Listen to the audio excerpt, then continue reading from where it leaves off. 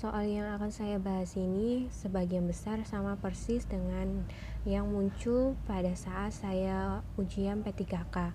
Tetapi sebagian yang lain karena saya tidak mengingat detailnya, saya hanya memberikan penggambaran soal yang topiknya sama atau cara pengerjaannya yang sama. Semoga video ini bisa membuat saya lebih paham lagi tentang materi kimia untuk ujian teknis nanti, dan juga bisa membantu teman-teman yang sedang berjuang dalam P3K ini agar lulus di tahap 2 dan 3 nanti. Soal nomor 1, diketahui tokoh-tokoh kimia. 1. Lavoisier, 2. Avogadro, 3. Proust, 4. Mendeleev, 5. Gay-Lussac. John Dalton pada tahun 1803 mengemukakan pendapatnya tentang atom. Teori ini mengemukakan bahwa atom merupakan bagian terkecil dari materi yang sudah tidak dapat dibagi lagi. Atom dari suatu unsur yang sama akan memiliki sifat yang sama. Sedangkan atom dari unsur yang berbeda maka berlainan dalam massa dan sifatnya. Pada teori atom Dalton ini didasarkan pada dua hukum yang dikemukakan oleh tokoh. Jawabannya adalah B. Teori atom Dalton tersebut ditunjang oleh dua hukum kekekalan alam, yaitu 1. Hukum kekekalan massa atau hukum Lavoisier, di mana hukum ini menyatakan bahwa massa zat sebelum dan sesudah reaksi adalah sama. Tokohnya adalah Lavoisier. Sedangkan untuk hukum yang lain yaitu hukum perbandingan tetap atau hukum Proust yang menyatakan bahwa perbandingan massa unsur-unsur yang menyusun suatu zat adalah tetap. Untuk soal nomor 2 tentang konfigurasi elektron.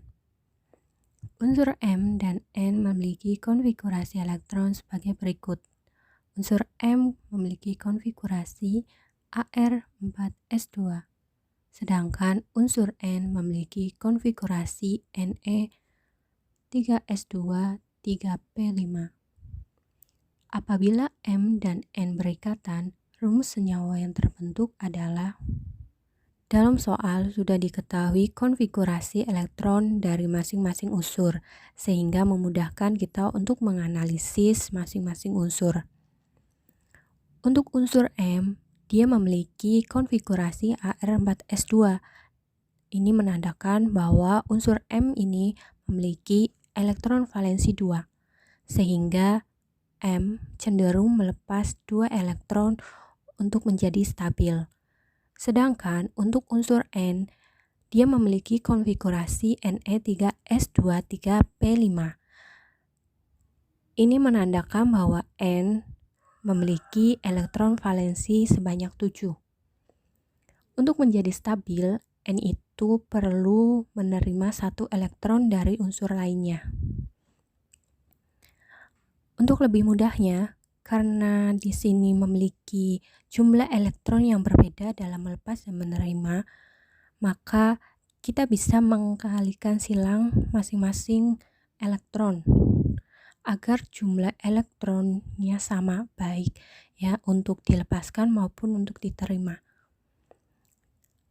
M dia melepas 2 elektron sehingga kita kali 1, sedangkan N dia menerima 1 elektron maka kita kalikan 2, sehingga akan diperoleh ikatan Mn2. Tapi ingat bahwa tidak semua ikatan dapat diterapkan dengan cara ini. Jika tidak menemukan jawaban, kalian bisa menggunakan struktur Lewis. Ini adalah cara saya. Cara ibu bapak mungkin berbeda dengan cara saya. Soal nomor 3 masih berkaitan dengan ikatan kimia. Bedanya dari soal yang sebelumnya, pada nomor 3 ini belum diketahui konfigurasi elektron dari unsur-unsurnya. 2 buah unsur memiliki notasi nomor atom 13X dan nomor atom 17Y. Bila kedua unsur tersebut berikatan, maka senyawa yang dihasilkan adalah.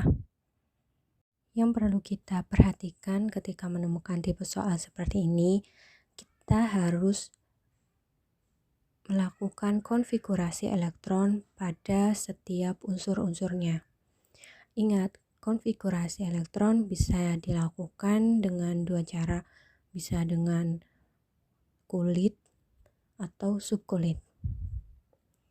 Di sini saya menggunakan subkulit. Pada unsur X yang memiliki nomor atom 13 memiliki konfigurasi 1s2, 2s2, 2p6, 3s2, 3p1. Dilihat dari konfigurasinya, unsur X ini memiliki elektron valensi 3, yang artinya dia akan melepas 3 elektron. Sedangkan untuk unsur Y yang memiliki nomor atom 17, dia memiliki konfigurasi 1s2, 2s2, 2p6, 3s2, dan 3p5. Elektron valensi dari Y adalah 7. Unsur Y ini cenderung menerima satu elektron untuk menjadi stabil. Di sini saya akan mengalihkan silang jumlah elektron agar jumlahnya sama. Karena kita ketahui bahwa suatu senyawa itu memiliki muatan sama dengan 0. Jadi X yang memiliki 3 elektron saya kalikan 1. Sedangkan Y yang memiliki 1 elektron saya kalikan 3. Sehingga akan terbentuk suatu ikatan XY3. Atau bisa juga kita tuliskan ion-ionnya. Misalkan saja di sini X, dia melepas 3 elektron, artinya dia akan membentuk X3+. Sedangkan untuk unsur Y, dia menerima 1 elektron, sehingga akan membentuk Y-. Kalau dilihat dari ionnya, di mana muatannya ini berbeda ya. Yang satu dia 3, yang Y dia memiliki elektron negatif 1. Sehingga perlu kita kalikan silang untuk membentuk suatu senyawa. Jadi untuk soal ini kunci jawabannya adalah C. Kita masuk ke soal nomor 4. Ini berkaitan dengan sistem keperiodikan unsur. Dalam tabel periodik standar, unsur disusun menurut kenaikan nomor atom atau jumlah proton dalam inti atom. Unsur-unsur dengan kesamaan sifat kimia biasanya dipengaruhi oleh. Kita ingat kembali sifat dari sistem keperiodikan unsur. Unsur-unsur dengan kesamaan sifat kimia biasanya dikelompokkan ke dalam golongan yang sama pada tabel sistem periodik. Meskipun dalam beberapa hal ada blok F dan beberapa blok D ditemukan di dalamnya. Selain itu, unsur-unsur dalam periodik yang sama juga cenderung memiliki kesamaan sifat kimia. Oleh karena itu, relatif mudah untuk memperkirakan sifat kimia suatu unsur jika diketahui sifat unsur-unsur di sekelilingnya. Sehingga untuk nomor 4 ini, jawaban yang tepat adalah E.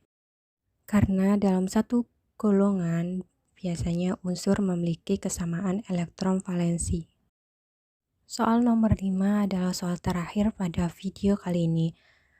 Diketahui sistem dispersi koloid dan medium pendispersinya, pasangan yang menunjukkan jenis, fase, dan medium koloid yang paling tepat adalah. Jawaban dari soal ini adalah D. Kita analisis tabel dari sistem koloid, di mana option D, jenis koloidnya adalah emulsi padat. Fase terdispersinya cair, sedangkan medium pendispersinya adalah padat. Di samping dari tabel soal nomor 5, ada sistem koloid yang sudah benar ya. Kalian bisa lihat bahwa option A, busa, seharusnya dia memiliki fase terdispersi gas, sedangkan medium pendispersinya adalah cair. Atau kalau dia busa padat, fase terdispersinya adalah gas, sedangkan medium pendispersinya adalah padat. Untuk aerosol memiliki fase terdispersi berupa zat padat, kemudian mediumnya adalah gas. Ini untuk aerosol padat. Sedangkan untuk aerosol yaitu ada yang memiliki fase terdispersi cair dan ada yang memiliki medium pendispersi gas. Untuk pilihan jawaban C, sol padat. Sol padat memiliki fase terdispersi padat sedangkan medium pendispersinya adalah padat. Untuk jenis koloid sol lainnya, dia memiliki fase terdispersi padat sedangkan medium pendispersinya cair, sehingga jawaban yang paling tepat adalah D, emulsi padat, yaitu fase terdispersi cair menjadi padat. Terima kasih telah menonton video ini hingga selesai. Jika Bapak atau Ibu masih ingat dengan soal P3K yang lalu, bisa share atau berbagi di kolom komentar agar kita bisa mengevaluasi soal-soal P3K untuk bisa kita kerjakan di tes selanjutnya.